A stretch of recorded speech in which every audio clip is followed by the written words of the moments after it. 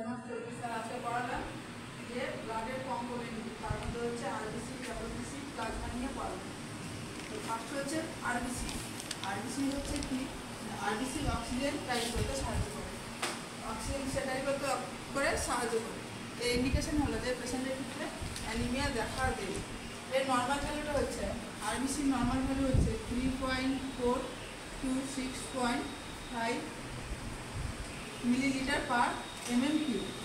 যখন হচ্ছে যে 3.4 থেকে কমে যায় তখন তাকে আমরা বলছি অ্যানিমিয়া। যখন হচ্ছে 6.5 থেকে বেড়ে যাচ্ছে তখন আমরা বলছি ওকে পলিসাইথেমিয়া।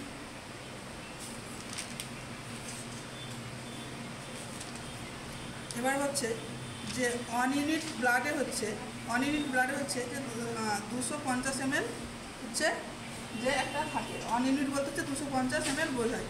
স্টোরেজ টাইমটা হচ্ছে যে 35 ডে থেকে 42 ডে, মানে 35 থেকে 42 দিন ধরে রাখা হয়। ও টেম্পারেচারটা হচ্ছে 1 থেকে 6 ডিগ্রি সেলসিয়াসের মধ্যে রাখা হয়।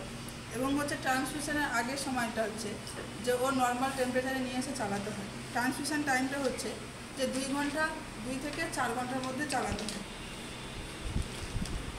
এবার যদি পেশেন্টের আমরা যে 2 ঘন্টার আগে চালাই তাহলে কী কী কমপ্লিকেশন দেখা দিতে পারে? দেখা যায় যে সার্কুলেটিং ওভারলোড হয়ে যায়, এর ফলে পেশেন্টের হচ্ছে শ্বাসকষ্ট দেখা যায়।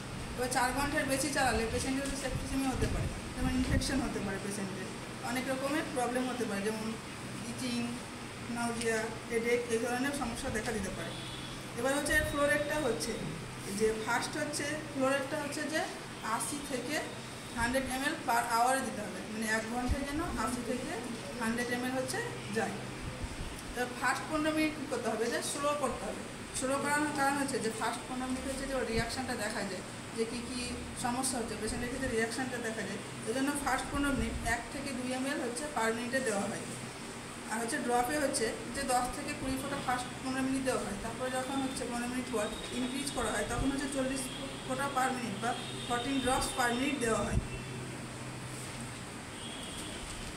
দেন হচ্ছে প্লাজমা থেকে হচ্ছে ডাব্লিউবিসি হচ্ছে একে আমরা কি বলি যে প্রোটেকশন ফ্রম ইনফেকশন, এবং একে ট্রাফিক পুলিশ ম্যান অফ ব্লাডও বলা হয়, কারণ হচ্ছে সবসময় হচ্ছে এর ইনফেকশন থেকে প্রোটেকশন করে। এর নর্মাল ভ্যালুটা হচ্ছে যে 4000 থেকে 11000 mm3। এবার যখন হচ্ছে 4000 থেকে যখন ভ্যালুটা কমে যায় তখন তাকে আমরা বলি লিউকোপেনিয়া, আর যখন হচ্ছে 11000 থেকে বেড়ে যায় তখন বলি আমরা লিউকোসাইট। 1 ইউনিট হচ্ছে ডাব্লিউবিসি ইকুয়াল টু হচ্ছে 400 ml থাকে। স্টোরেজ টাইমটা হচ্ছে 13 দিন থাকে, 13 ডেজ থাকে। স্টোরেজের টেম্পারেচার হচ্ছে 1 থেকে 6 ডিগ্রি সেলসিয়াসে রাখা হয়। ট্রান্সমিশন টাইম হচ্ছে যে 1 আওয়ার। দেন হচ্ছে প্লাজমার মধ্যে হচ্ছে ভাগ থাকে। প্লাজমার মধ্যে হচ্ছে যে সেলুলার থাকে আর প্লাজমা থাকে। প্লাজমা থাকে 55%, সেলুলার থাকে হচ্ছে 45%। সেলুলারের মধ্যে থাকে আরবিসি, ডাব্লিউবিসি, প্লেটলেট, আর প্লাজমার মধ্যে থাকে লিকুইড পার্ট। 1 ইউনিট হচ্ছে প্লাজমা থেকে হচ্ছে যে 200 থেকে 250 ml থাকে। এর হচ্ছে স্টোরেজ টেম্পারেচারটা হচ্ছে যে -30 ডিগ্রি সেলসিয়াস।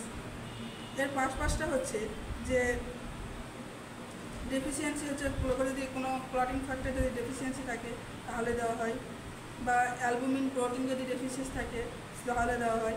এবং অঙ্কটিক প্রেশার কী করে মেনটেন করে এটা।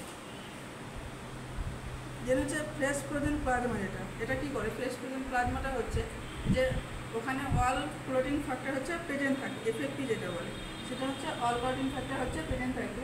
ওর হচ্ছে যে ট্রান্সমিশন টাইমটা হচ্ছে যে 1.5 থেকে 2 ঘন্টার মধ্যে হচ্ছে চালাতে পারবে। তাহলে আজকে এই 3টে টপিক নিয়ে পড়ালাম, আরবিসি, ডাব্লিউবিসি আর প্লাজমা।